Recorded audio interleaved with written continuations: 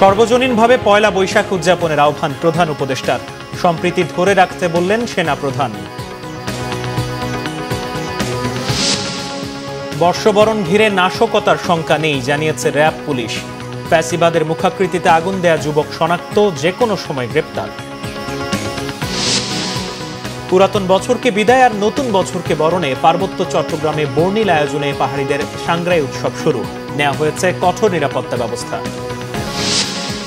Plot দুর্নীতিতে শেখ হাসিনা, রেহানা ও tulip Siddiqui সহ ৫৩ জনের বিরুদ্ধে ওয়ারেন্ট। প্রতিবেদন ২৭ এপ্রিল। দেখছিলেন ক্রাউন সিমেন্ট সংবাদ শিরোনাম। প্রধান উপদেষ্টা ডক্টর মোহাম্মদ ইউনূস বলেছেন, পয়লা বৈশাখ বাংলাদেশের মানুষের সম্প্রীতির অন্যতম প্রতীক।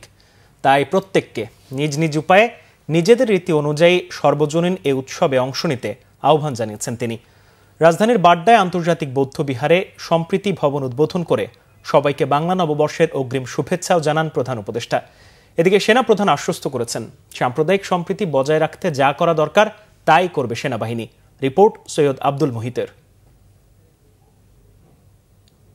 রাজধানীর বাড্ডায় আন্তর্জাতিক বৌদ্ধ বিহারে উদ্বোধন হলো সম্প্রীতি ভবনের।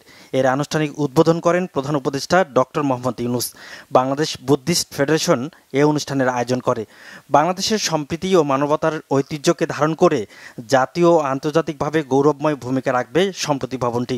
বৌদ্ধ সম্প্রদায়ের সাথে মত বিনিময় অনুষ্ঠানে প্রধান উপদেষ্টা বলেন, নানা মত, ধর্ম, রীতিনীতির মধ্যে দেশের সবাই এক পরিবারের সদস্য।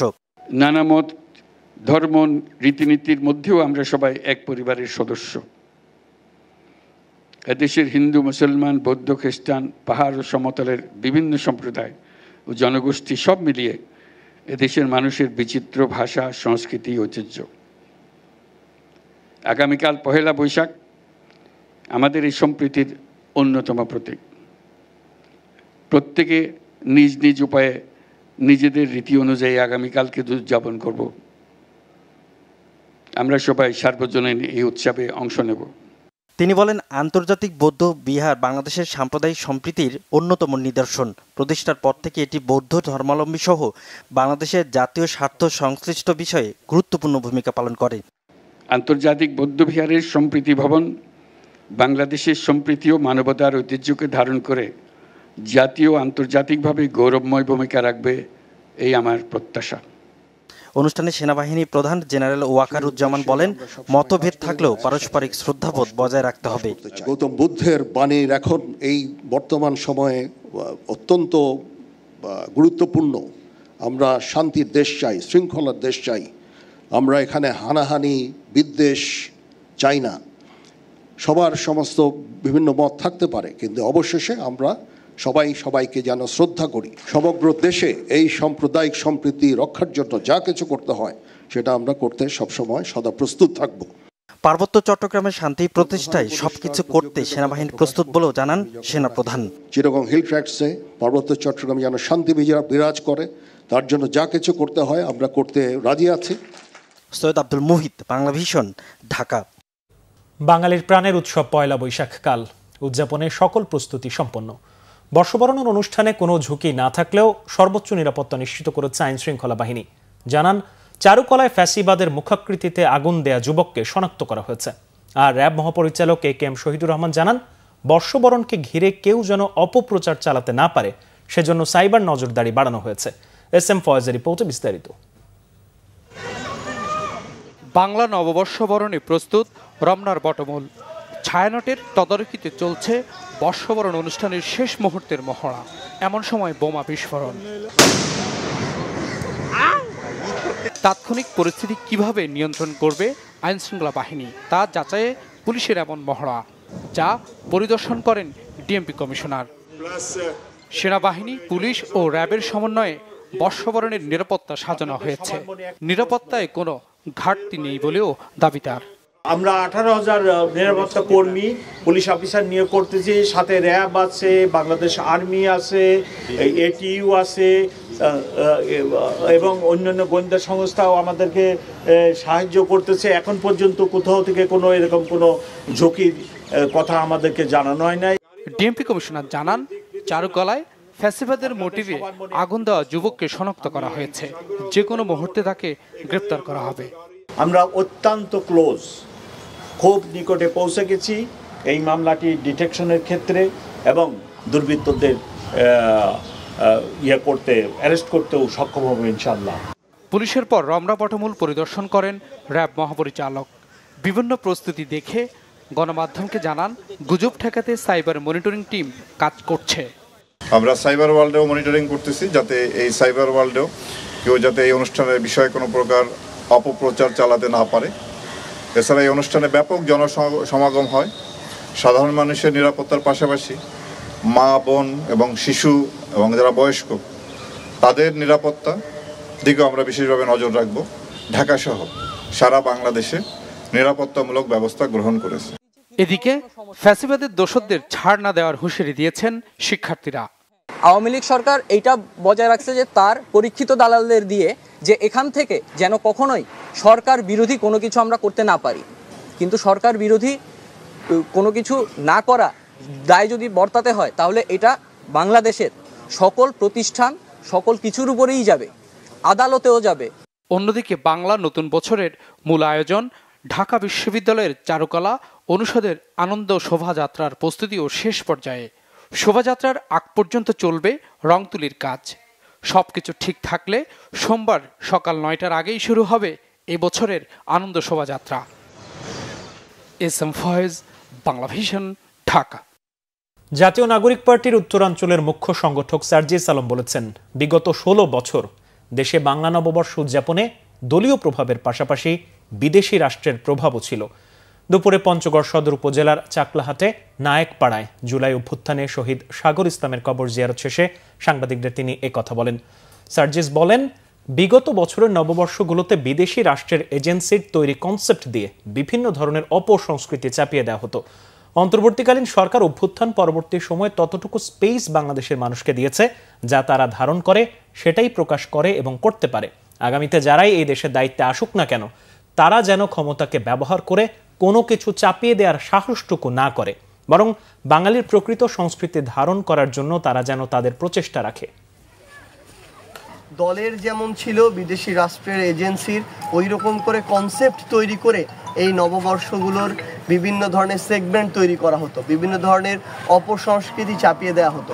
বরং আমরা আমাদের জায়গা থেকে মনে করি যে এই যে একটি ফ্যাসিস্ট সরকারের পক্ষ থেকে বা একটি ক্ষমতার জায়গা থেকে কোনো কিছু চাপিয়ে দেয়া, এটি কখনোই সাস্টেইনেবল নয়। প্লট দুর্নীতির আলাদা ৩ মামলায় ক্ষমতাচ্যুত প্রধানমন্ত্রী শেখ হাসিনা, তার ছোট বোন শেখ রেহানা এবং রেহানার 2 মেয়ে টিউলিপ সিদ্দিক ও আজমিনা সিদ্দিক সহ 53 জনের বিরুদ্ধে গ্রেপ্তারি পরোয়ানা জারি করেছে আদালত। রোববার ঢাকা মহানগর জ্যেষ্ঠ বিশেষ জজ জাকির হোসেন গালিবের আদালত দুর্নীতি দমন কমিশনের দেয়া চার্জশিট আমলে নিয়ে এই গ্রেপ্তারি পরোয়ানা জারি করেন। সেই সাথে সংক্রান্ত প্রতিবেদনের জন্য 27 এপ্রিল তারিখ ঠিক করে আদালত। গত বৃহস্পতিবার শেখ হাসিনা, তার মেয়ে সাইমা ওয়াজেদ পুতুল সহ 18 জনের বিরুদ্ধে গ্রেপ্তারি পরোয়ানা জারি করেছিল একই আদালত। অনিয়মের মাধ্যমে পূর্বাচলে 60 কাঠা প্লট বরাদ্দ নেওয়ার প্রমাণ পাওয়ায় শেখ হাসিনা ও শেখ রেহানার পরিবারের সদস্য সহ সাবেক প্রতিমন্ত্রী শরীফ আহমেদ, প্রধানমন্ত্রীর সাবেক একান্ত সচিব সালাউদ্দিন এবং জাতীয় গৃহায়ন ও গণপূর্ত মন্ত্রণালয়ের 14 কর্মকর্তার বিরুদ্ধে আলাদা 8টি অভিযোগপত্র দাখিল করে দুদক। গত 12, 13 ও 14 জানুয়ারি তাদের বিরুদ্ধে মামলাগুলো দায়ের করা হয়। প্রধান বিচারপতি ডক্টর সৈয়দ রেফাত আহমেদ বলেছেন, সব আঙ্গিক নজর দিয়ে বিচার বিভাগের সংস্কার হবে সামগ্রিক, যা হবে জাতির জন্য বিরাট প্রাপ্তি। সকালে খুলনা জজ কোর্ট প্রাঙ্গণে বিচার প্রার্থীদের জন্য ন্যায়কুঞ্জের উদ্বোধন শেষে সাংবাদিকদের তিনি একথা বলেন। এ সময় তিনি আরও বলেন, বিচার ব্যবস্থাকে আরও স্বচ্ছ ও বিচার প্রার্থীদের অসুবিধা দূর করতে 12 দফা সংস্কার কার্যক্রম চলছে। এর মাধ্যমে বিচার ব্যবস্থায় যে অনিয়ম রয়েছে তা দূর হবে এবং বিচারিক কার্যক্রমের সাথে সংশ্লিষ্টদের জবাবদিহিতাও নিশ্চিত হবে। বিচার বিভাগের জন্য আলাদা সচিবালয় করার কাজ অগ্রাধিকার ভিত্তিতে বাস্তবায়ন হচ্ছে বলেও জানান প্রধান বিচারপতি।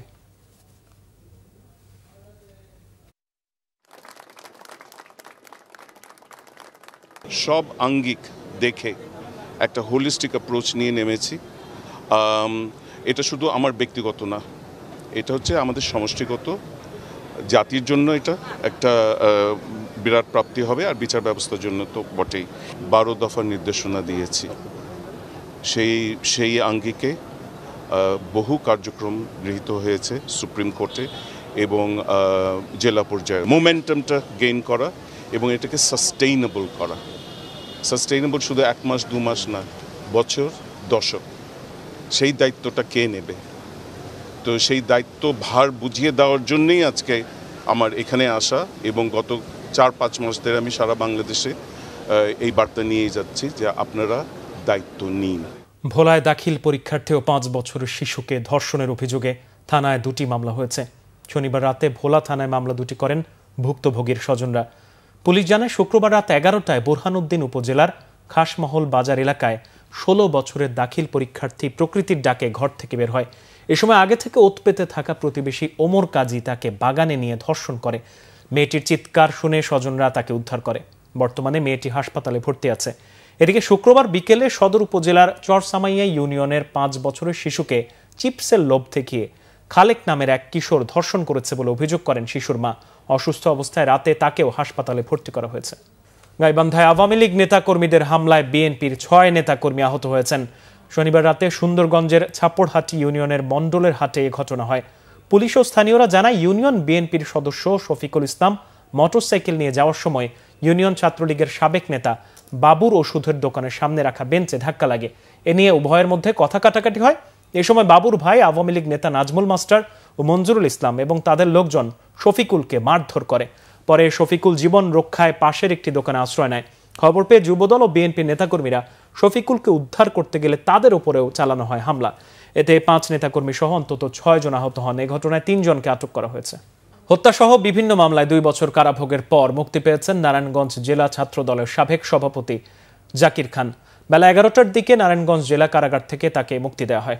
এ সময় নেতাকর্মী অনুসারীরা ফুলেল শুভেচ্ছা জানিয়ে তাকে বরণ করেন। এর আগে মুক্তির খবরে সকাল থেকে দলে দলে নেতাকর্মী ও স্বজনরা জেলা কারাগারের গেটে জড়ো হন। পরে গাড়ি বহর নিয়ে ঢাকা নারায়ণগঞ্জ রোড ও নারায়ণগঞ্জ শহরে শোডাউন করেন তারা। মুক্তি পেয়ে জাকির খান নেতাকর্মীদের প্রতি কৃতজ্ঞতা প্রকাশ করেন। 2003 সালে নিট পোশাক ব্যবসায়ীদের সংগঠন বিকেএমই এর সাবেক সহসভাপতি সাব্বির আলম খন্দকার হত্যা মামলা সহ 33টি মামলার আসামি হয়ে পলাতক ছিলেন জাকির খান। 2022 সালের 3রা সেপ্টেম্বর ঢাকার বসুন্ধরা আবাসিক এলাকা থেকে তাকে গ্রেপ্তার করা হয়। পরে হত্যাসহ 32টি মামলায় খালাস পান তিনি। সম্প্রতি অস্ত্র মামলায় জামিনে মুক্ত হলে কারাগার থেকে মুক্তি পান নারায়ণগঞ্জের আলোচিত এই নেতা। 4 দিনের শুভেচ্ছা সফরে চট্টগ্রাম বন্দরে রাশিয়ার নৌবাহিনীর 3 যুদ্ধ জাহাজ দুপুরে Rezkiy hero of the Russian Federation Aldar Tsydenzhapov এবং পেচেঙ্গা নামে রাশিয়ান নৌবাহিনীর যুদ্ধ জাহাজ 3টি চট্টগ্রাম বন্দর জেটিতে পৌঁছায়। চট্টগ্রাম নৌ অঞ্চলের chief staff officer captain Shamsul Haque জাহাজের কর্মকর্তা ও নাবিকদের স্বাগত জানান। উপস্থিত ছিলেন বাংলাদেশে নিযুক্ত রাশিয়ার military air and Naval attaché এবং বাংলাদেশ নৌবাহিনীর স্থানীয় উচ্চপদস্থ কর্মকর্তারা। এর আগে যুদ্ধ জাহাজ 3টি বাংলাদেশের জলসীমায় পৌঁছালে নৌবাহিনী জাহাজ বানাউজে খালিদ বিন ওয়ালিদ তাদের অভ্যর্থনা জানায়। 16 এপ্রিল বাংলাদেশ ত্যাগ করবে জাহাজগুলো। প্লাস্টিক, সিলভার আর অ্যালুমিনিয়াম তৈজসের ভিড়ে চাহিদা কমছে মাটির তৈরি জিনিসের। আধুনিকতার সাথে খাপ খাওয়াতে না পেরে হারিয়ে যেতে বসেছে মৃৎশিল্প। পেশা বদলেছেন নারায়ণগঞ্জের রূপগঞ্জের গোলাকান্দাইলের বেশিরভাগ কুমার। বংশ পরম্পরায় ঐতিহ্য টিকিয়ে রেখেছেন কয়েকজন। রূপগঞ্জ প্রতিনিধি খলিল শিকদারের পাঠানো তথ্য ছবিতে ডেস্ক রিপোর্ট। বড়ই দুর্দিন যাচ্ছে নারায়ণগঞ্জের রূপগঞ্জের মৃৎশিল্পীদের। 3 বেলা ডাল ভাত জোটাতে হিমশিম খেতে হচ্ছে তাদের। তবুও জীবন জীবিকার তাগিদে কঠোর পরিশ্রম করে বাপ দাদার এই পেশাকে আঁকড়ে ধরে আছেন কেউ কেউ। আধুনিক যুগের প্লাস্টিক সামগ্রী সহ অন্যান্য জিনিসপত্রের সাথে প্রতিযোগিতায় টিকতে না পারায় এই শিল্পে ধস নেমেছে। মাটি ও জায়গার সংকট, বাজারের চাহিদা কমে যাওয়া সহ নানা কারণে পেশা বদলেছেন কুমাররা। এখানে আয় হয় না, ব্যয় হয়। আয় হইলে তো কাছেই করতো, টিকা থাকা কিভাবে সম্ভব? 10 জন করলে তারপরে করা, যখন আমি একা তো এটা ই করে পারবো না। আস্তে আস্তে কমে গেছে। আমরা এই বছরই ছেড়ে দিম, জায়গা বাসা হয় না। এদের কারণে সবাই কাছে অন্যান্য ব্যবসায় চলে গেছে। মানে যদি সরকার যদি আমরা একটা কোনো উপায় করে দিত, তো আমরা যে কোনো একটা কাজ করে আমরা সবকিছু করতে পারতাম। অনেকেই টিকে আছেন মূর্তি তৈরি করে। তবে সরকারি প্রশিক্ষণ পেলে আধুনিক পণ্য তৈরি করতে পারলে প্রাচীনতম এই পেশা রক্ষা করা যেত বলে মনে করেন শিল্পীদের কেউ কেউ। আজকে ডিজিটাল যুগে এসে তারা সকলেই সিলভারের জিনিসপত্র ব্যবহার করতেছে, কাচের জিনিস ব্যবহার করতেছে, প্লাস্টিক জিনিস ব্যবহার করতেছে। সেগুলোর কারণে তারা আজকে হারিয়ে যাওয়ার পালাক্রম। তবে এই শিল্পটাকে টিকে রাখা দরকার আমি মনে করি, যেহেতু আমাদের বাংলাদেশের একটা ঐতিহ্য। হ্যাঁ, তো প্রত্যেক বছরই বৈশাখ মাস আসলে পরে আমরা এটা নিয়ে আলোচনা করি, কিন্তু আসলে পরে আমরা দেখি যে এটার কোনো রকম ফলপ্রসূ আমরা পাই না। সরকারি বেসরকারি সহযোগিতা পারে এই শিল্পকে টিকিয়ে রাখতে, বলছেন সংশ্লিষ্টরা। Bangla vision news desk.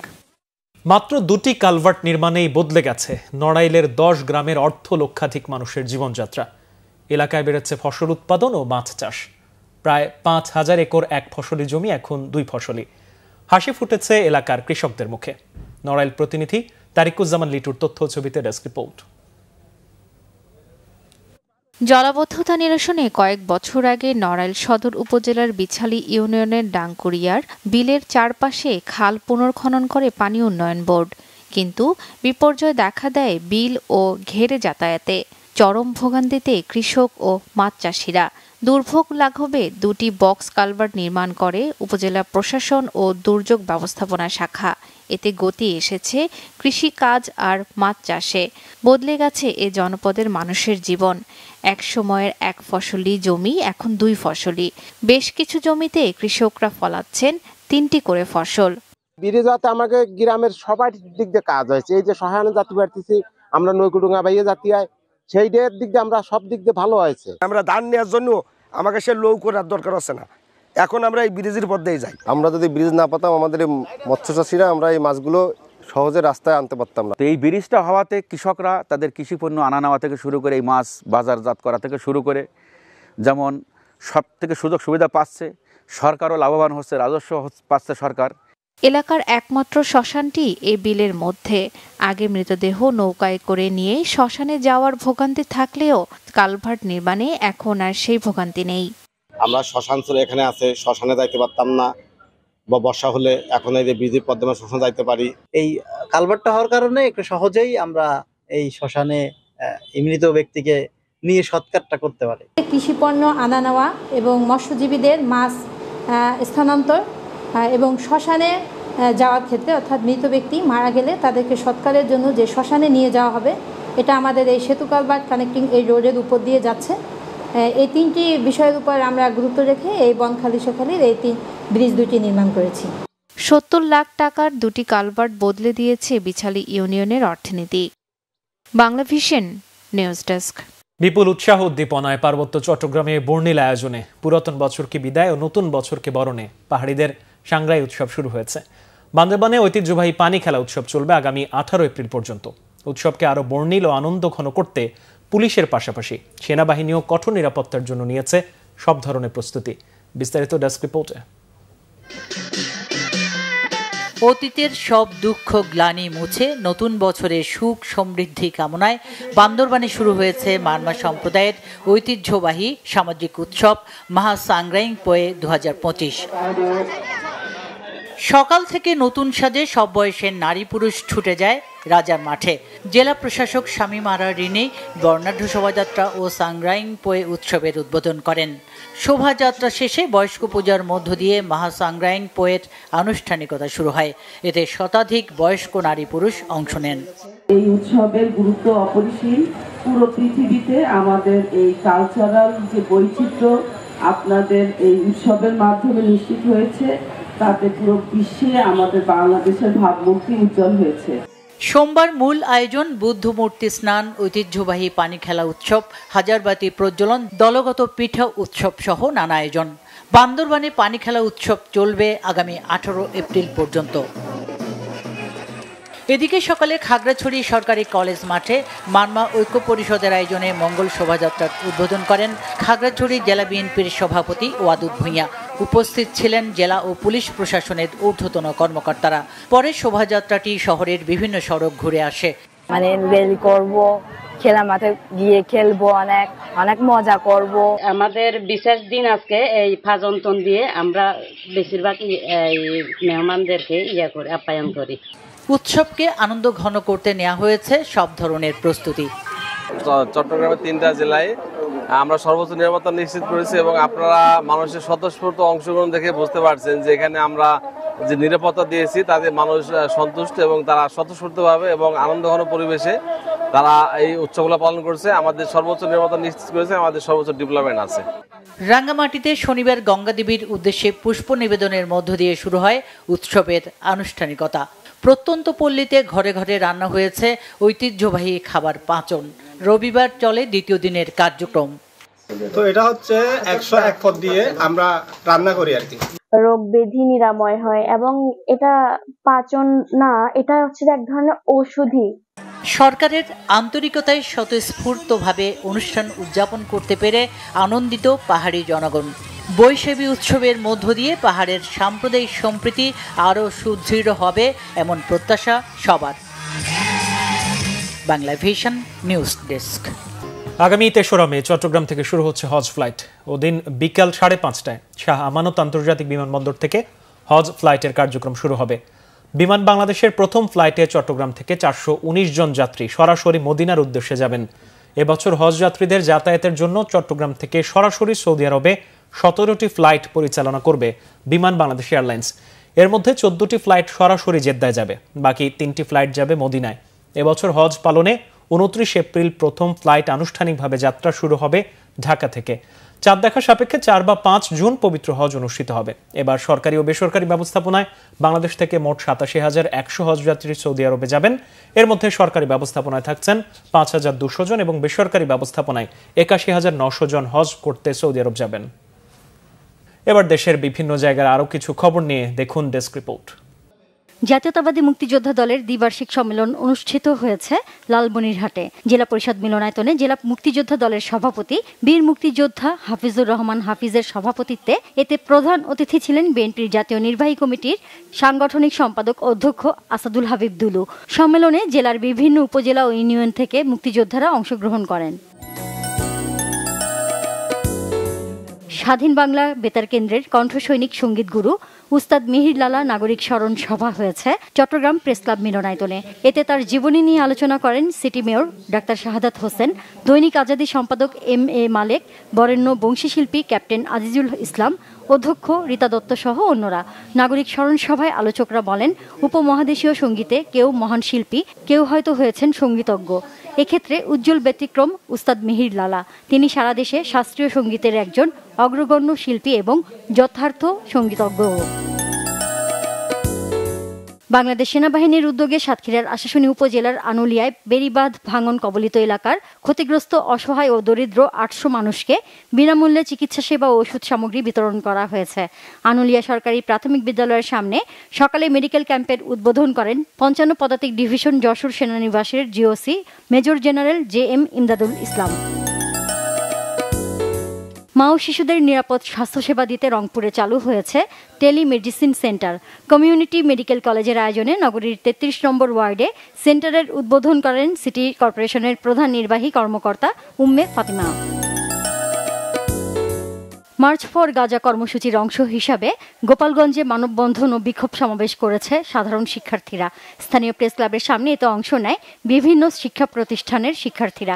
এ সময় বক্তারা গাজায় ইসরায়েলি হামলা বন্ধের দাবি জানান। ট্রাফিক শৃঙ্খলা আনয়ন ও অপরাধ নিয়ন্ত্রণের লক্ষ্যে জনসচেতনতা উঠান বৈঠক হয়েছে গাজীপুর মহানগরীর শালনা এলাকায়। এতে প্রধান অতিথি ছিলেন Gazipur metropolitan police commissioner doctor Nazmul Karim Khan. টাঙ্গাইলের মির্জাপুরে 51 লাখ টাকা ব্যয়ে রাস্তা পাকাকরণ কাজের উদ্বোধন করা হয়েছে। পৌরসভার 5 নম্বর ওয়ার্ড বাওয়ার কুমারজানি পূর্বপাড়ায় এ কাজের উদ্বোধন করেন উপজেলা সহকারী কমিশনার ভূমি ও পৌর প্রশাসক মাসুদুর রহমান। পার্বত্য বিষয়ক মন্ত্রণালয়ের মতো চর বিষয়ক মন্ত্রণালয় দাবিতে কুড়িগ্রামের উলিপুরে নাগরিক সংলাপ অনুষ্ঠিত হয়েছে। বক্তব্য রাখেন চর উন্নয়ন কমিটি জেলার আহ্বায়ক অধ্যাপক শফিকুল ইসলাম বেবু, সদস্য সচিব আশরাফুল হক রুবেল সহ অনেকে।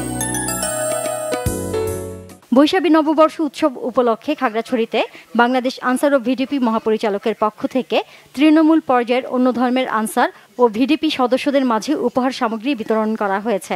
জেলা আনসার ও ভিডিপি কার্যালয়ে এসব উপহার সামগ্রী বিতরণ কার্যক্রমের উদ্বোধন করেন কুমিল্লা টিলা আনসার ব্যাটালিয়নের পরিচালক মোহাম্মদ আম্মার হোসেন।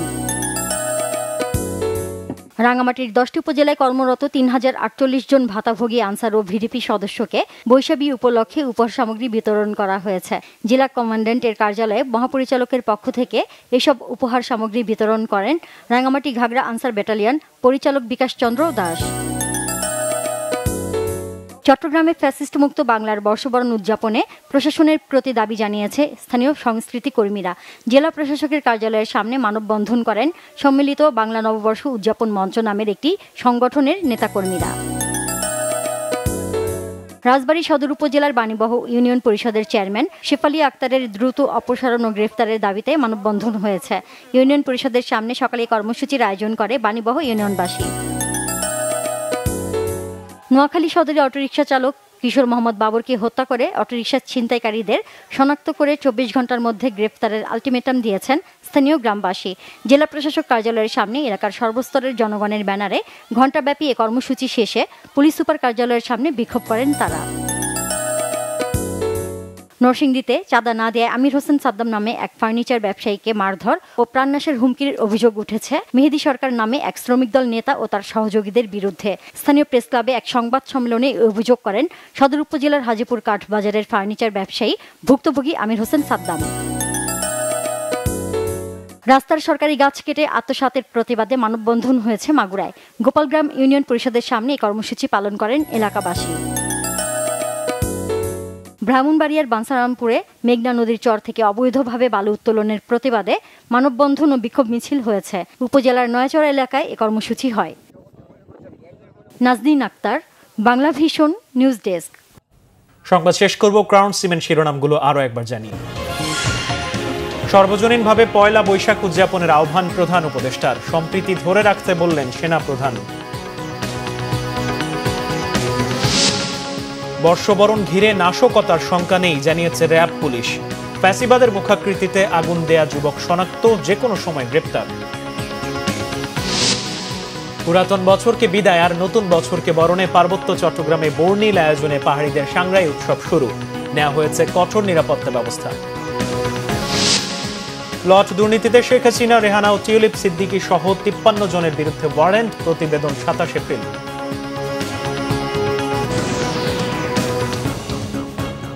এই ছিল এখনকার মতো। পরের সংবাদ সন্ধ্যা 7:30টায় দেখার আমন্ত্রণ রইল। এছাড়া বাংলা ভিশন সংবাদ ও সংবাদ সংশ্লিষ্ট অনুষ্ঠান দেখতে ভিজিট করুন www.bvnews24.com ও facebook.com/banglavisionnews এবং সাবস্ক্রাইব করুন youtube.com/banglavisionnews। ধন্যবাদ।